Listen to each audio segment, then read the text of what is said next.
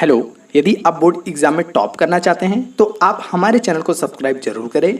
यहाँ आपको प्रतिदिन फ्री लाइव क्लासेस कराया जाता है। साथ ही परीक्षा के 2 महीने पहले से अनसॉल्व बोर्ड पेपर हल कराया जाएगा। आप समय से तैयार रहे।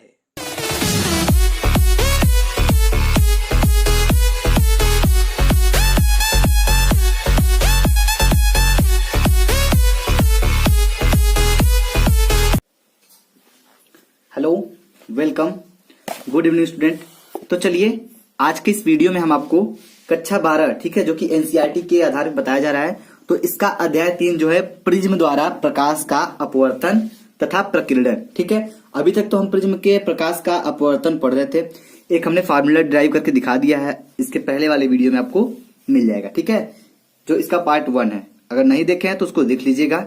उसका लिंक जो है डिस्क्रिप्शन बॉक्स में दिया हुआ है। ठीक है, चलिए तो हम चलते हैं अपने इस टॉपिक पे आगे बढ़ते हैं। तो ये इस चैप्टर का भाग नंबर 2 है। इसमें आज हम आपको बताएंगे क्या, न्यूमेरिकल बताएंगे। क्या बताएंगे? न्यूमेरिकल। तो एक चीज आप ध्यान दीजिएगा कि न्यूमेरिकल बताने से पहले हम आपको कुछ बेसिक चीजें क्लियर कर देना चाहेंगे। वो बेसिक चीजें क्या है? चलिए, इसके पहले वाले वीडियो में तो हम आपको वो फार्मूला डिराइव करके दिखाए थे प्रिज्म का अपवर्तनांक वाला। ठीक है, लेकिन उसके बारे में कुछ अभी आपको बताना जब बहुत जरूरी चीज बाकी रह गया था, जिससे आप न्यूमेरिकल को हल कर सकते हैं। तो चलिए आइए देखिए क्या है वो, उसको समझाते हैं। तो प्रिज्म के पदार्थ, ठीक है, प्रिज्म के पदार्थ का अपवर्तनांक हमको निकालना है। ध्यान देखिएगा। तो एक चीज आप हमको बता सकते हैं कि इसका फार्मूला क्या होता है। जैसे कि मैंने जो ड्राइव करके बताया था उसका फार्मूला क्या होता है आप लोगों को पता होगा। चलिए, नहीं पता है जिन्होंने नहीं देखा है, और जो देखे उनको तो पता ही होगा। जिसको नहीं पता है उसको हम बता देते हैं। चलिए तो देखिए क्या है वो। कल हमने जो फॉर्मूला बताया था उसका क्या था, n इक्वल टू, ठीक है, n इक्वल टू साइन ए, ठीक है, a प्लस डेल्टा m, ठीक है, अपॉन क्या था 2, ठीक, कुल के बट्टे साइन a बाई 2। ये फार्मूला था जो हमने कल डिराइव करके बताया था। तो इसमें बेसिक चीज क्या बताना चाहेंगे हम कि जैसे कि इसमें a है तो उसका मतलब क्या होता है, n है तो उसका मतलब क्या होता है, ठीक है, और डेल्टा m इसका मतलब क्या होता है, सब हम आपको एकदम अच्छे से क्लियर कर देते हैं। तो देखिए जो a दिया है, a जो दिया यहाँ पे, ये क्या है, प्रिज्म कोण है। ठीक है, ये है आपका प्रिज्म कोण। ठीक है, चलिए अब देखिए ये हो गया प्रिज्म कोण। और एक चीज आपको पता चलना चाहिए क्या, कि जो डेल्टा m है, ये जो है, ये क्या है, ये है आपका न्यूनतम विचलन कोण। क्या है? न्यूनतम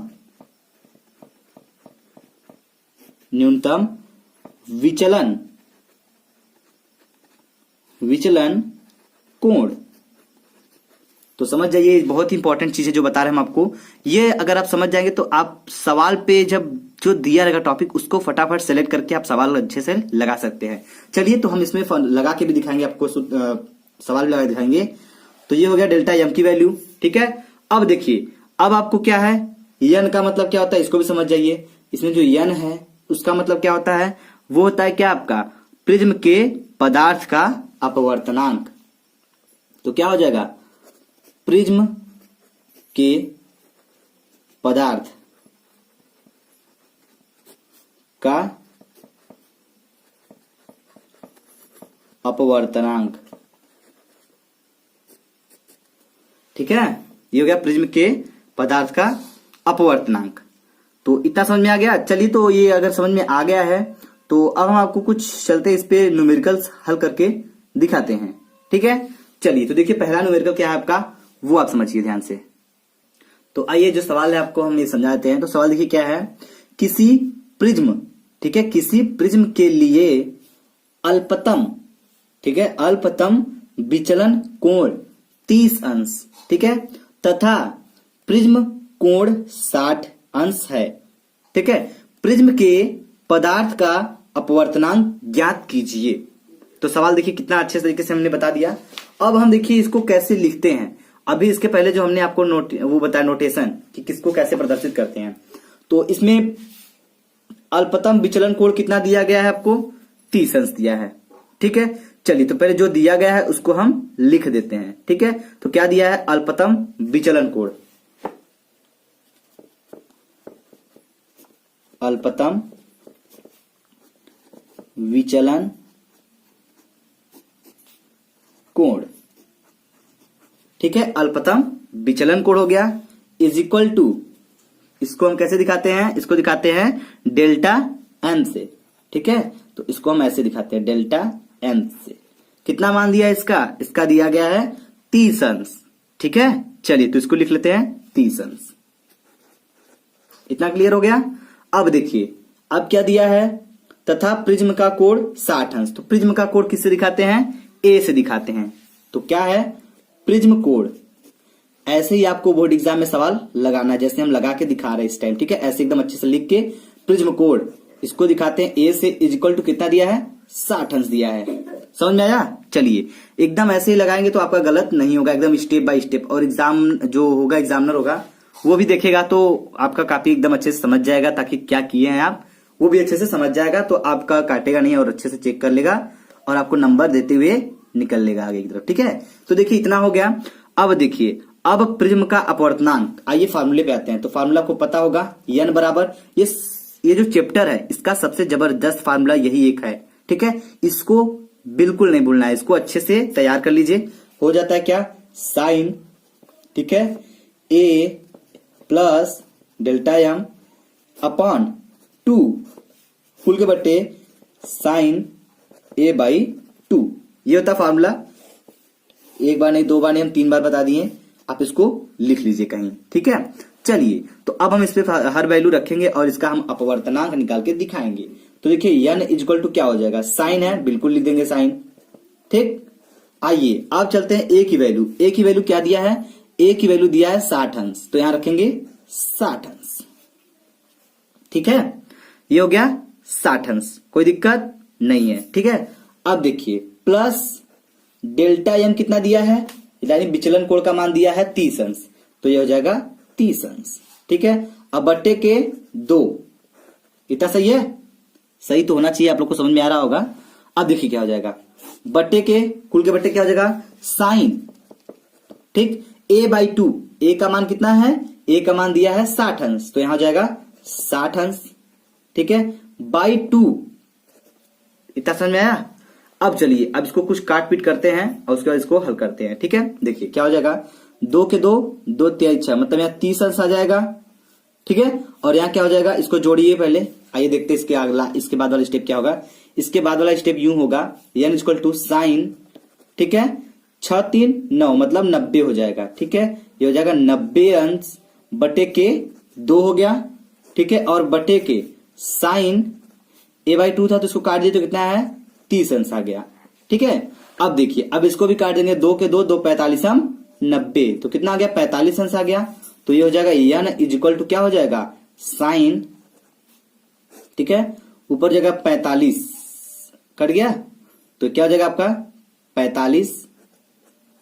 ठीक है, और कुल के इधर नीचे कुल के बट्टे क्या है, साइन, इधर क्या हो जाएगा, साइन 30 हो जाएगा। ठीक है, ये हो गया साइन 30। अब चलिए हम इसको अच्छे से लिख लेते हैं। तो आपका क्या आ जाएगा, एन इक्वल टू हो जाएगा क्या, साइन 45, ठीक, और बटे के साइन 30। ठीक है, तो ये आपको मिल गया। अब एक चीज आपसे हमको पूछना है क्या, कि क्या आपको साइन 45 का वैल्यू पता है और साइन 30 का वैल्यू पता है। तो आपको पता होगा, ठीक है, क्योंकि आप लोग मैथ के स्टूडेंट हैं, तो आपको ये सब कॉमन चीजें हैं। साइन 45, कॉस 45, टेन 45, जो भी है, जितने त्रिकोणमिति के मान होते हैं, साइन 30, 45, 90, 60, इन सब के मान आपको तैयार होंगे, हमको उम्मीद है। ठीक है, चलिए, अगर जिन बच्चों को नहीं समझ में आता है उसके लिए हम बताएंगे। ठीक है, तो देखिए साइन 45, ठीक है, साइन 45 का मान कितना होता है, हम इधर लिख देते हैं, साइन 45, साइन 45 का मान होता है आपका 1 बटे के करड़ी में 2 होता है। ठीक है, और इधर हम लिख देते हैं साइन 30, साइन 30 का मान कितना होता है, साइन 30 का मान होता है 1 बटे के 2। यही वैल्यू हम क्या करेंगे, पुट करेंगे इसमें और इसको हल करेंगे। तो देखिए क्या आएगा, आपका हो जाएगा क्या, एन इज इक्वल टू, यहाँ रखेंगे 1 बटे के 2, बिल्कुल रखेंगे 1 बटे के करड़ी में 2 रहेगा ना, ठीक है, हो गया। अब देखिए, अब बटे क्या हो जाएगा, 1/2। इतना समझ में आया। अब एक चीज आप हमको बताइए, जब ये बटे के बटे में है तो क्या होगा, कुछ आपको याद आ रहा है? तो इसको तो हम लिखेंगे 1/2 करड़ी में 2, इतना तो ठीक है। ये जो है ये भाई साहब कहां जाएंगे, गुणा हो जाएगा ऊपर जाके, तो क्या हो जाएगा, यहाँ पे हो जाएगा 2, और ये 1 है तो 1 नीचे लिख देंगे, कोई प्रभाव नहीं पड़ता है, ठीक है। तो आपका इतना आ गया, तो हमको मिलेगा क्या, n इक्वल, ध्यान से कितनी दिखाई दे रहा है, तो आपको मिलेगा क्या, n इक्वल टू मिलेगा क्या, मिलेगा 2/के करड़ी में 2, इतना मिलेगा। चलिए, तो अब हम एक चीज आपको बताना चाहेंगे, क्या, ध्यान से देखिएगा कि जो करड़ी में 2 का मान होता है, ठीक है, वो क्या होता है, उसको हम यहाँ पे पुट करेंगे और इसको अच्छे से हल करेंगे, ठीक है। चलिए, तो देखिए, एक चीज अगर हम आपको बताएं, क्या, ध्यान से देखिएगा कि अगर हम तो ये जो 2 है, ठीक है, इसको क्या करेंगे हम, 2 को हम करड़ी में 2 इंटू करड़ी में 2 ऐसे लिख सकते हैं, ठीक है। मैं थोड़ा समझ रहे हैं, बिल्कुल लिख सकते हैं, क्यों, क्योंकि करड़ी में 2 बार गुणा करेंगे, इसका जब 2 बार गुणा करेंगे करड़ी में 2 तो ये मिलेगा 2, ठीक है। तो इसको जब ऐसे लिख सकते हैं तो इसको ऐसे भी तो लिख सकते हैं, बिल्कुल लिख सकते हैं। तो अब हम 2 को लिखेंगे करड़ी में 2 बटे करड़ी में, सॉरी, करड़ी में 2 इंटू करड़ी में 2, तो क्या हो जाएगा, n इक्वल टू हो जाएगा करड़ी में 2, ठीक है, इंटू करड़ी में 2 हो गया। अब बटे के करड़ी में 2 नीचे एक को है, 1 से 1 को उड़ा देंगे तो बचेगा आपका करड़ी में 2, ठीक है। तो आप इतने पे भी आंसर छोड़ सकते हैं, लेकिन एक बात ध्यान रखिएगा, जब आपको करड़ी में 2 का मान पता है तो आप करड़ी में 2 का मान रख दीजिए। चलिए, हमको पता है, हम आपको बता देते क्या होता है। तो करड़ी में 2 का मान होता है आपका क्या, करड़ी में 2 का मान होता है 1.414, ठीक है, ये होता है करड़ी में 2 का मान। तो यही हम यहाँ पे पुट करेंगे, तो हमारा क्या मिल जाएगा लास्ट में, ध्यान देखिए, लास्ट में मिलेगा n इक्वल टू क्या हो जाएगा, 1.414, ये हमारा आ जाएगा आंसर, ठीक है। चलिए, तो अगर आपको ये सवाल समझ में आया और वीडियो अच्छा लगे तो वीडियो को लाइक करिएगा। चलिए, तो अब हम चलते हैं अगले क्वेश्चन की ओर, आइए उसको बता देते हैं अच्छे से, ताकि आपको इससे रिलेटेड हर सवाल आ जाए, ठीक है। चलिए, तो देखिए क्या उसको लगाते हैं, आइए। तो चलिए देखिए, ये आपका दूसरा क्वेश्चन हमने लिया है। तो दूसरा क्वेश्चन क्या है, ध्यान समझिएगा। तो दूसरा क्वेश्चन आपका है, कांच की एक प्रिज्म का, किसका, कांच की एक प्रिज्म का कोण 60 अंश है, ध्यान से देखिएगा, 60 अंश है, तथा अल्पतम विचलन कोण 39 अंश है, ठीक है। कांच का अपवर्तनांक क्या है, ये आप सवाल लगा सकते हैं, हमको उम्मीद है कि आप लगा सकते हैं, ठीक है। जबकि देखिए क्वेश्चन में दिया हुआ है sin 49.5, इतने की वैल्यू क्या दिया है, इतना दिया है, ठीक है। अब तो आप लगा सकते हैं, नहीं लगा सकते तो कोई बात नहीं, हम नहीं मानते हैं कि सारे बच्चे लगा सकते हैं, ठीक है, लगा सकते हैं, लेकिन कुछ बच्चे ऐसे होंगे जिनको समझ में नहीं आ रहा होगा। चलिए, तो हम इस सवाल को भी लगाते हैं, जिसको आ रहा है वो लगा के कमेंट बॉक्स में हमको आंसर बता सकता है। वैसे हम इसको लगाकर दिखाने वाले हैं, जो बच्चे समझ नहीं आता वो समझ सकते हैं, ठीक है। चलिए, तो देखिएगा क्या हो जाएगा, एक कांच के एक प्रिज्म का कोण, तो प्रिज्म का कोण कितना दिया है, 60 अंश दिया है। तो चलिए हम प्रिज्म का कोण लिख लेते हैं, 60 अंश दिया है तो, ठीक है। चलिए, तो देखिए लिखते हैं, प्रिज्म का कोण क्या हो जाएगा, 60 अंश। अब एक बात बताइए, प्रिज्म का कोण हम कैसे दिखाते हैं, ए से दिखाते हैं। अब बार बार लिखने की जरूरत नहीं है, प्रिज्म का कोण ना, तो डायरेक्ट हमको जब पता है तो हम इसको क्या करेंगे, यूज कर लेंगे। तो हम लिखेंगे ए बराबर क्या दिया है, ए बराबर दिया है आपका 60 अंश, ठीक है। अब देखिए, अब आपका क्या दिया है, इसमें बताया जा रहा है अल्पतम विचलन कोण 39 अंश दिया हुआ है, ठीक है। तो अल्पतम विचलन को दिखाते हैं डेल्टा एम से, ठीक है, डेल्टा एम से दिखाते हैं। तो इसका वैल्यू क्या दिया है, 39 अंश दिया हुआ है, ठीक है। अब देखिए एक चीज ये हो गया। अब आपको क्या करना है, जब आपको 2 चीज दे दिया है और n पूछ रहा है, क्या पूछ रहा है, n पूछ रहा है, n मतलब अपवर्तनांक पूछ रहा है। चलिए, तो हम ज्यादा बात नहीं करते हैं, अब इसको स्टार्ट करते हैं, ठीक है। देखिए कैसे लगेगा, आपको फार्मूला पता है, बिल्कुल पता है, n equal to sine A plus delta M upon 2 कुल के बट्टे साइन ए बाई 2, तो आपको पता है ना फार्मूला यही होता है। चलिए, तो देखिए अब क्या हो जाएगा, ध्यान से ये देखते हैं। तो हम वैल्यू रखेंगे, n इज इक्वल टू क्या हो जाएगा, साइन है तो साइन तो रहेगा ही, ठीक है। ए क्या है आपका, 60 अंश है। चलिए 60 रख देते हैं, प्लस क्या है डेल्टा एम है, इसका मान कितना है 39 अंश हो गया, ठीक है, बट्टे के 2, ये हो गया। अब कुल के बट्टे क्या हो जाएगा, साइन a बाई 2, ए का मान 60 है बाई 2, ठीक है। तो आइए देखते हैं क्या मिलता है, 2 के 2, 2 3 6, मतलब ये 30 हो गया, ठीक 30 हो गया। और ये क्या हो जाएगा, देखिए ध्यान से, तो आपका हो जाएगा क्या, n इक्वल टू हो जाएगा साइन, ठीक है। अब इसको हम जोड़ेंगे तो क्या हो जाएगा, 60 30 90, 90 हो गया, 90 9 99, तो क्या हो जाएगा आपका आएगा 99, ठीक है। अब बटे के 2 हो जाएगा, और कुल के बटे साइन 30 आ जाएगा, ठीक है। अब एक चीज ध्यान दीजिएगा कि जब इतना आ गया तो अब हम इसको हल करेंगे तो क्या आएगा, अब हम देंगे इसका भाग इसमें, 2 का भाग इसमें देंगे तो हमको क्या मिलेगा, मिलेगा n इक्वल टू साइन, ध्यान देखिएगा, ठीक है, साइन, जब इसको भाग देंगे तो आएगा आपका क्या 49.5 आएगा, ठीक है, 49.5 आएगा, ठीक है। और बट्टे में क्या है, साइन 30 है, तो ये हो जाएगा साइन 30।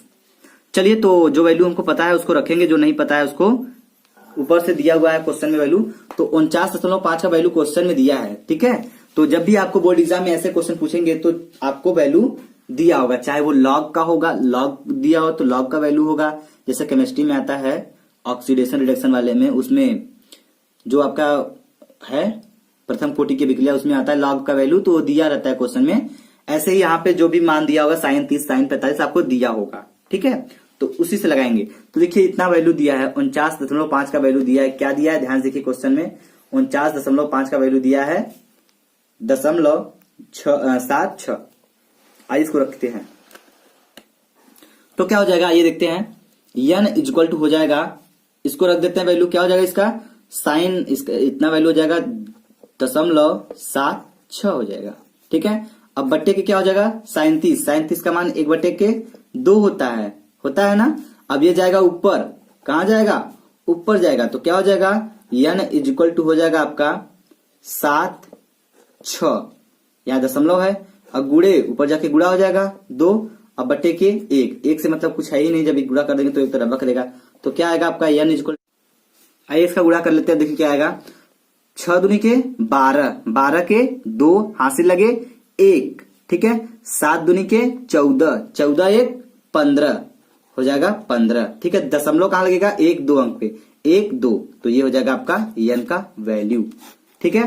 तो आपको समझ में आ गया होगा, हमें उम्मीद है कि आपको समझ में आ गया होगा, ठीक है। चलिए, तो अगर ये वीडियो आपको अच्छा लगे तो वीडियो को लाइक करिएगा, ठीक है, कमेंट बॉक्स में हमको कमेंट करके जरूर बता दीजिएगा, ठीक है। अब हम इस चैप्टर को जल्द से जल्द कवर करने वाले हैं। अगला चैप्टर आपका होगा मानव नेत्र, ठीक है, उसमें काफी दृश्य है, ठीक है, तो उसको भी अच्छे से क्लियर करेंगे और जल्दी से हम आपका सेकंड पेपर कवर करने की कोशिश करेंगे, ठीक है। चलिए, तो वीडियो देखने के लिए धन्यवाद, थैंक्स फॉर वॉचिंग।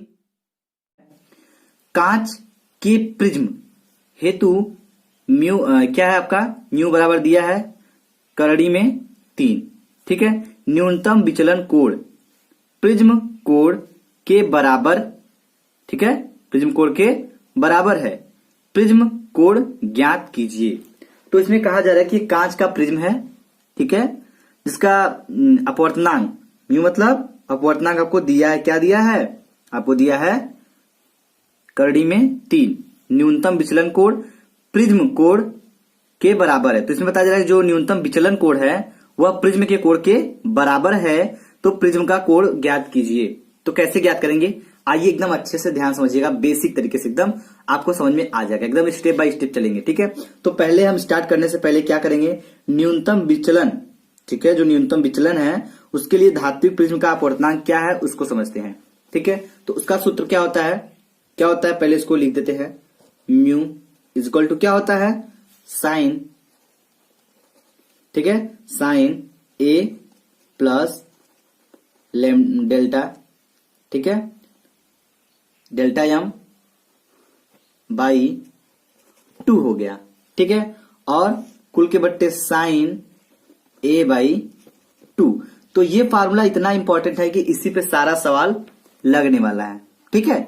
चलिए तो अब इसके आगे देखिए क्या हो जाएगा, ये होता है फार्मूला। अगर आप जानते हैं तो ठीक है, और नहीं जानते तो उसको नोट कर लीजिए, ठीक है। चलिए तो अब हम इसको बताना स्टार्ट करते हैं। तो हम क्या करेंगे, पहले यहां लिख देंगे जहां, कहां पे, जहां ए प्रिज्म कोण है, ठीक है, ए प्रिज्म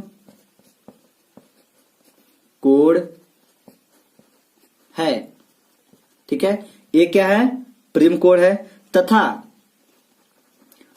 क्या है, डेल्टा एम आपका क्या है, आपका विचलन कोण है, ठीक है, न्यूनतम विचलन, ठीक है, न्यूनतम विचलन कोण है। तो इसको लिख देते हैं न्यूनतम विचलन कोण है।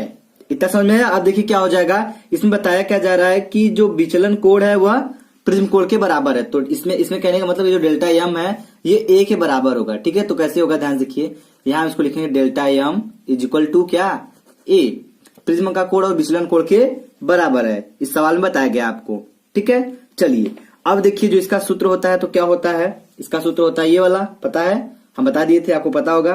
तो चलिए अब हम इसमें इसके मान को रखते हैं और इसको हल करते हैं ध्यान से, ठीक है। चलिए तो हो जाएगा म्यू इक्वल टू क्या हो जाएगा, साइन, ठीक है। अब जब ये इसके बराबर है, ये इसके बराबर है, तो फार्मूले में क्या है, ए है, तो इसको लिखेंगे, ध्यान रखिएगा, ए हो गया, प्लस अब क्या हो जाएगा, यहाँ पे क्या है, डेल्टा एम है, तो डेल्टा एम किसके बराबर है, ए के, तो यहां भी तो ए हो सकता है, बिल्कुल हो सकता है, ठीक है। अब बट्टे के 2, ठीक है, इतना हो गया। और कुल के बट्टे क्या हो जाएगा, sine A by two, A by two, इतना समझ आ रहा है।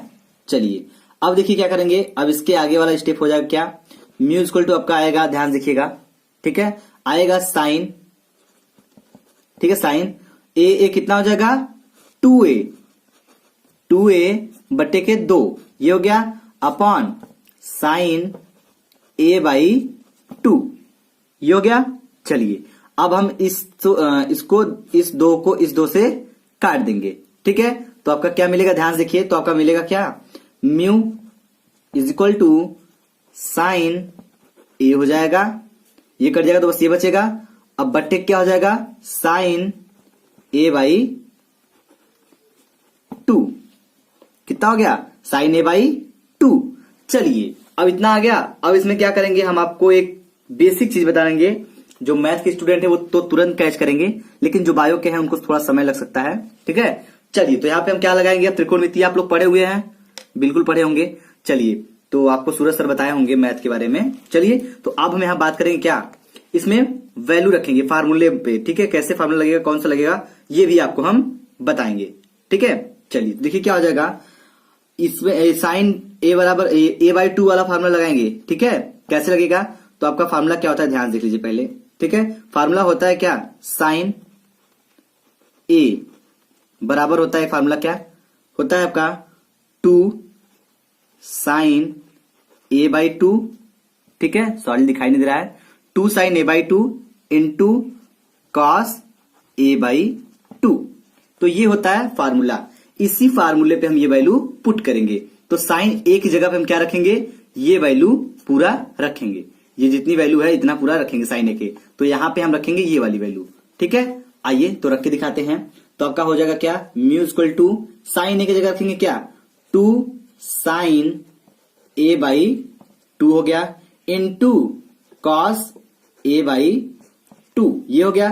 अब कुल के बट्टे क्या हो जाएगा, ये साइन ए बाई 2 हो जाएगा, बिल्कुल हो जाएगा। तो इसको क्या लिखेंगे, इसको लिखेंगे साइन ए बाई 2, इतना हो गया। ध्यान से देखिएगा, ये वाला स्टेप है, उसके बाद इधर वाला स्टेप है, ठीक है, इतना हो गया। चलिए तो देखिए अब इसके आगे क्या होगा, ध्यान देखिएगा, तो इसमें कुछ हम करने वाले हैं, तो आइए देखिए क्या करते हैं। तो देखिए आपका इतना वैल्यू आया था, अब देखिए ध्यान से देखिए क्या करने वाले हैं, एकदम ध्यान से देखिएगा, इस साइन ए बाई 2 को इस साइन ए बाई 2 से उड़ा देंगे, मतलब काट देंगे, ठीक है। तो जब हम इसको काट देंगे तो हमको मिलेगा क्या, ध्यान से देखिएगा, जब इसको काटेंगे तो हमको मिलेगा म्यू इक्वल टू 2 है, 2 मिल जाएगा, ठीक है, कॉस ए बाई 2 हमको मिल गया, इतना समझ में आया। अब ये 2 यहां पे क्या है, गुणा है कॉस के साथ, अब इनको इधर लाएंगे तो इसमें क्या हो जाएंगे, भाग हो जाएगा। तो हमको मिलेगा क्या, मिलेगा mu by 2 is equal to cos A by 2। ठीक है, इतना मिल गया। चलिए तो अब आपको समझ में आ जाएगा, ध्यान से देखिएगा। ठीक है, इतना हो गया। अब क्या होगा, अगर हम यहां से पूछे आपको a बाई 2 का मान, क्या पूछे, a बाई 2 का मान पूछे तो आप कैसे बताएंगे। ठीक है, चलिए तो अब हम यहां से निकालेंगे a बाई 2 का मान। ठीक है, चलिए तो देखिए क्या हो जाएगा, ध्यान देखिएगा। तो इसमें निकालेंगे हम a बाई 2। अगर हम a बाई 2 को यहां रोकेंगे, ध्यान देखिए, इसको लिख सकते हैं cos a by 2 equal to mu by 2। कोई दिक्कत नहीं होगा क्योंकि सेम वही है। इसको इधर करें, इसको इधर। ठीक है, तो देखिए इतना है। अब हम यहां से निकालेंगे a बाई 2 की वैल्यू।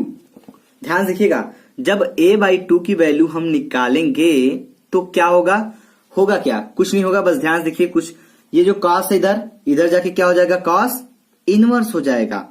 ठीक है, क्या हो जाएगा, cos इनवर्स हो जाएगा। होगा कि नहीं, बिल्कुल हो जाएगा। देखिए तो आप इनवर्स ट्रिग्नोमेट्री पढ़े होंगे, सर बताए होंगे आपको, सूरज सर बहुत ही अच्छे तरीके से बताए होंगे, बेसिक तरीके से। तो ये cos इधर जाएगा तो क्या हो जाएगा, cos इनवर्स हो जाएगा। तो cos इनवर्स, ठीक है, और ऊपर ये क्या हो जाएगा, म्यू हो जाएगा, अब बटे के 2। ठीक, इतना समझ में आया। चलिए अब क्या, तो समझ में आ ही रहा है। तो अब इसके आगे भी कुछ नहीं करना है। ठीक है, देखिए अब हम a बाई 2 की वैल्यू निकालेंगे। कैसे निकालेंगे, a बाई 2 इक्वल टू क्या हो जाएगा, cos इनवर्स है। ठीक है, चलिए cos इनवर्स है तो हम cos इनवर्स लिख लेते हैं, क्या प्रॉब्लम है। ठीक है, चलिए तो लिखते हैं cos इनवर्स, cos इनवर्स। अब म्यू का वैल्यू हमको क्वेश्चन में दिया है ना, ध्यान से क्वेश्चन में जाइए, देखिए क्वेश्चन दिया है क्या, यहाँ पे आपको म्यू की वैल्यू क्वेश्चन दिया था करड़ी में 3। ठीक है, ये क्वेश्चन में दिया हुआ है, ध्यान से देखिए, इतना वैल्यू क्वेश्चन में दिया हुआ है। तो ये वैल्यू हम इसमें पुट करेंगे तो हो जाएगा करड़ी में 3। ठीक है, करड़ी में 3 बटे के 2। ठीक है, ठीक है, तो ये बताइए cos करड़ी में 3 बटे 2 किसका मान होता है, cos 30 का मान होता है। ठीक है, तो cos इनवर्स 30 का cos इनवर्स है ना, तो क्या हो जाएगा a बाई 2। अब हम इसका मान करड़ी में 3 बटा 2 30 का होता है, तो इसको हम 30 लिख सकते हैं, 30 अंश, बिल्कुल लिख सकते हैं। तो a बाई 2 इक्वल टू 30 आ जाएगा। ठीक है, 30 आ गया। अगर हम a की वैल्यू निकालें यहां से, ध्यान देखिएगा, a की वैल्यू निकाले तो यहां 30 है, बिल्कुल है। अब क्या करेंगे, यहाँ पे 2 का गुणा कर देंगे, यहाँ भाग है तो यहां जाके क्या हो जाएगा, गुणा हो जाएगा। ध्यान देखिएगा, अब देखिए क्या हो जाएगा, गुणे के 2, तो 30 दूना 60, 60 अंश आ गया। तो आपका a का वैल्यू निकल के क्या आ गया, a का वैल्यू आ गया 60 अंश। ठीक है, हमें उम्मीद है कि आपको ये क्वेश्चन बहुत ही समझ में आया होगा। ये बहुत ही इंपॉर्टेंट क्वेश्चन है जो कि एनसीईआरटी से है। आपको विश्वास नहीं होता है तो आप ये क्वेश्चन एनसीईआरटी से मैच करा सकते हैं। ये बिल्कुल एनसीईआरटी क्वेश्चन था, इसलिए आपको अच्छे से हम बता दिए हैं, आपको समझ में आ गया होगा। अगर आपको कहीं डाउट है इस क्वेश्चन में कि आपको नहीं समझ में आया जहां पे, वहां पे आप पूछ सकते हैं। ठीक है, कमेंट बॉक्स में हमको कमेंट करके पूछ सकते हैं। ठीक है, देखिए सवाल वो अच्छे से लगा सकते हैं जिनका मैथ अच्छा होगा। ठीक है, तो जो मैथ में थोड़ा इंटरेस्ट लेते होंगे ज्यादा, वो अच्छे से समझ जाएंगे, क्योंकि फिजिक्स मैथ से रिलेटेड है थोड़ा सा। ठीक है, इसमें भी क्वेश्चन वगैरह मिलते रहते हैं। ठीक है, तो अपना बेसिक चीज थोड़ा सा तैयार कर लीजिए और आपको अच्छे से आ जाएगा। ठीक है, चलिए तो एक क्वेश्चन और दे दें आपको, एक क्वेश्चन और लगाएंगे हम लोग। ठीक है, आइए देखिए क्वेश्चन क्या है, आइए उसको समझते हैं। आइए तो जो दूसरा क्वेश्चन है पहले उसको समझते हैं अच्छे से, उसके बाद लगाते हैं। ठीक है, तो देखिए जो दूसरा क्वेश्चन है आपका किस प्रकार है, किसी प्रकाश की किरण के लिए न्यूनतम विचलन कोण 56 डिग्री है। ठीक है, कितना, 56 अंश है। यदि प्रिज्म का कोण 60 अंश है तो उसके पदार्थ का अपवर्तनांक क्या होगा, या उसका मान ज्ञात कीजिए। ठीक है, तो ध्यान से क्वेश्चन जरा समझिए, क्वेश्चन क्या कह रहा है, एक बार सवाल को फिर से लेते हैं अपने रेंज में। ठीक है, चलिए तो पहले प्रकाश की किरण है वो तो ठीक है, के लिए न्यूनतम विचलन कोण, भैया देखिए बात हो रहा है न्यूनतम विचलन कोण को दिखाते कैसे हैं, दिखाते हैं आपको, इसको दिखाते हैं न्यूनतम विचलन कोण डेल्टा एम से दिखाते हैं। ठीक है, तो पहला काम क्या करना है हमको, जो दिया है उसको हम फटाफट नोट कर लेंगे। तो देखिए आपका क्या होता है, न्यूनतम विचलन कोण, तो दिया है न्यूनतम, ठीक है, विचलन कोण। तो जो न्यूनतम विचलन कोण दिया है आपको, क्या दिया है, ये दिया है आपका डेल्टा यम दिया है, कितना दिया है 56 डिग्री। ठीक है, तो इसको लिख देंगे 56 अंश। इतना हो गया। चलिए, कुछ करना नहीं है, घबराहट नहीं है, एकदम एकदम रिलैक्स होकर लगाएंगे सवाल। ठीक है, अब देखिए क्या हो जाएगा।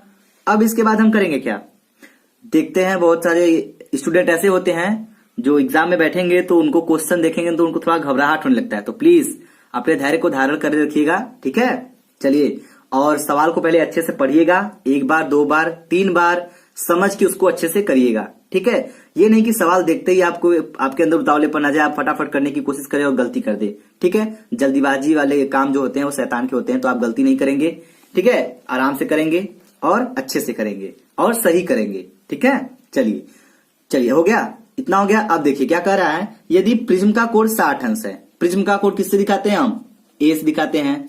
तो प्रिज्म का कोण कितना दिया है, प्रिज्म का कोण ए दिया है, ए बराबर कितना दिया है 60 अंश। कोई दिक्कत, चलिए कोई प्रॉब्लम होगा तो आप कमेंट बॉक्स में कमेंट करके बता सकते हैं। ध्यान देखिए, इतना हो गया ना, प्रिज्म का कोण कितना है 60 अंश दिया है, बिल्कुल सही। अब एक चीज आप ध्यान से देखिए, सवाल में क्या देखेंगे, सवाल में देखिए कि उसके पदार्थ का अपवर्तनांक का मान ज्ञात कीजिए, जबकि एक चीज दिया है क्वेश्चन में छूट गया था। क्या दिया था, क्वेश्चन में दिया है आपको साइन वैल्यू दिया है, आपको भी वैल्यू दे देगा कहां पे, जब एग्जाम में अगर क्वेश्चन आएंगे ऐसे तो आपको वैल्यू दिया रहेगा। तो साइन 58 अंश का मान कितना दिया है, इसमें दिया 0.84। ठीक है, 80। तो इतना क्वेश्चन में दिया हुआ है, आप इसको नोट कर सकते हैं। ठीक है, इतना वैल्यू दिया हुआ है, आपको भी ऐसे क्वेश्चन में दिए रहेंगे, जब एग्जाम में ऐसे क्वेश्चन पूछे जाएंगे तो उसमें वैल्यू दिया रहेगा। ठीक है, चलिए, तो इतना हो गया। अब कह रहा है कि अपवर्तनांक ज्ञात कीजिए। तो अपवर्तनांक ज्ञात करने के लिए हमारा फॉर्मूला क्या होता है, पदार्थ का अपवर्तनांक। ध्यान देखिए, पदार्थ का अपवर्तनांक,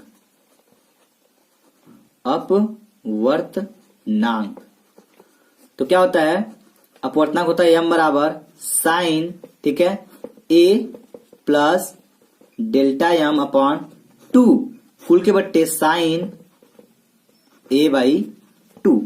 तो ये होता है फार्मूला, बिल्कुल समझ में आ रहा है। अब चलिए, जो हमको दिया है उस पर रखेंगे, फटाक से इसकी वैल्यू हम निकाल लेंगे। तो कैसे निकालेंगे, ध्यान देखिए। तो ये हो गया म्यू इक्वल टू आपका साइन है, बिल्कुल लिखिए देखिए साइन।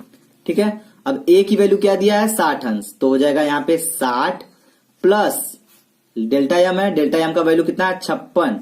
ठीक है, कितना हो गया 56 दिया है।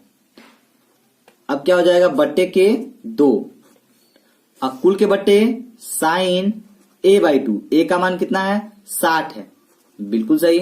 अब बट्टे 2। ठीक है, जो वैल्यू हमको जैसे दिया है पहले उसको रख लिए। अब अपना गुणागणित चालू करेंगे। गुणागणित का मतलब कैलकुलेशन। ठीक है, चलिए, तो साइन कितना है 60 है, ये 56 है, चलिए ऐड करिए, कितना आएगा 6 हो जाएगा। ठीक है, 5 6 5 11 हो जाएगा, तो कितना आएगा 116 आएगा। ठीक है, समझ में आ रहा है ना। चलिए, अब बटे के 2 हो जाएगा। अब कुल के बट्टे क्या हो जाएगा, साइन a बाई 2 है ना, साइन तो बिल्कुल साइन ही रहेंगे, a बाई 2 है तो 2 के 2, 2 तिहाई 6, तो साइन 30 अंश आ जाएगा। समझ में आ रहा है ना। चलिए, हमें उम्मीद है कि आपको समझ में आ रहा होगा। अगर समझ में आ रहा है तो प्लीज कमेंट बॉक्स में कमेंट करके हमको बताते रहें। अब इसको हम इससे काट देते हैं, तो क्या मिलेगा आपको वैल्यू साइन, चलिए काटते हैं। ध्यान देखिए, 2 के 2, 2 पच्चे 10, 1 बचा 2 अट्ठे 16, कितना आ गया बेटा 58 आ गया। ध्यान देखिएगा, 58 आ गया। अब 58 आ गया तो बटे क्या है साइन 30 अंश, है कि नहीं, बिल्कुल है। अब क्या करना है, बिल्कुल ध्यान देखिएगा। तो साइन 58 अंश का मान आपको कहां दिया था, सवाल में दिया था, और वही वैल्यू हम रखेंगे। ठीक है, चलिए, तो अब देखिए आ जाएगा आपका क्या, म्यू इक्वल टू, ध्यान देखिएगा, साइन, बिल्कुल साइन 58, साइन 58 का मान देखिए क्वेश्चन में दिया है, क्या दिया था आइए हम बता देते एक बार फिर से। तो क्वेश्चन में दिया था साइन 58 का मान। ठीक है, जो साइन 58 है उसका वैल्यू क्या दिया था, उसका वैल्यू दिया है 0.8480, ये वैल्यू आपको दिया हुआ है क्वेश्चन में, सॉरी दिखाई नहीं दे रहा है तो ध्यान देखिए 8480 दिया हुआ है। अब यही वैल्यू हम यहाँ पे पुट करेंगे और इसको हल करेंगे। तो चलिए रखते हैं, तो क्या हो जाएगा 8480, यहाँ दशमलव रहेगा, बिल्कुल सही है। अब देखिए साइन 30 का मान क्या होता है बेटा, कौन बताएगा? चलिए फटाफट कमेंट बॉक्स में कमेंट करके बताइए, देखिए कितने लोग को पता है साइन 30 का मान। चलिए तो देखते हैं। चलिए हमको उम्मीद है कि सबको याद होगा, ठीक है। बेसिकली सबको याद होना भी चाहिए, क्योंकि मैथ पढ़ रहे हो तो इतना तो मान याद होना चाहिए, ठीक है। चलिए तो साइन 30 का मान कितना हो जाएगा, 1/2 होता है। कितना होता है? 1/2 होता है। तो यही वैल्यू हम इसमें पुट करेंगे यहाँ पे, तो हो जाएगा 1/2। समझ में आया? चलिए अब क्या करेंगे, अब ये क्या हो जाएगा, अब ये 1/2 हो गया। अब इसको हम हल करेंगे तो देखिए क्या मिलेगा आपका, तो क्या हो जाएगा, म्यू इक्वल टू हो जाएगा 0.84, ठीक है, 80 गुणे 2, ठीक है। तो गुणे 2 करेंगे तो क्या हो जाएगा, 2 0 यहाँ 0 हो जाएगा, ध्यान से देखिए 0 हो जाएगा। फिर 2 8 के 16, ठीक है, कितना हो जाएगा, 2 8 के 16, 16 के 6 हासिल लगे 1, 2 चौका 8, 8 1 9 हो जाएगा, 2 8 16, ठीक। अब दशमलव कितने अंक पे है, 1 2 3 4, तो हो जाएगा 1 2 3 4, दशमलव यहां लग जाएगा, ठीक है। तो इस तरह आपका म्यू इक्वल टू क्या माना जाएगा, 1.6960। तो ये आ गया आपका अपवर्तनांक, ठीक है। चलिए तो हमें उम्मीद है कि आपको ये दोनों सवाल एकदम बहुत ही अच्छे समझ में आया होगा। तो चलिए अगर ये वीडियो समझ में आया तो वीडियो को लाइक करिएगा, शेयर करिएगा, कमेंट बॉक्स में हमको कमेंट करके बताइएगा, ठीक है। चलिए तो अब अगला वीडियो जो होगा, अगले वीडियो में हम आपका एक नए चैप्टर के साथ मिलेंगे, ठीक है। तो इसमें इंपॉर्टेंट जो क्वेश्चन थे हम सोचिए वो बता देते हैं, उसके बाद नए चैप्टर चलते हैं, ठीक है। तो यहाँ पे आपको हमने 4 तरीके के सवाल बताए, तो आपको अच्छे समझ में आ गया होगा। और इससे रिलेटेड जो भी क्वेश्चन आएंगे आप उसको प्रैक्टिस अपने से खुद करिएगा, ठीक है। चलिए तो ये हो गया आपका खत्म चैप्टर। अब हम अगले चैप्टर मिलेंगे मानव नेत्र पे, ठीक है। चलिए तो वीडियो देखने के लिए धन्यवाद, थैंक्स फॉर वॉचिंग।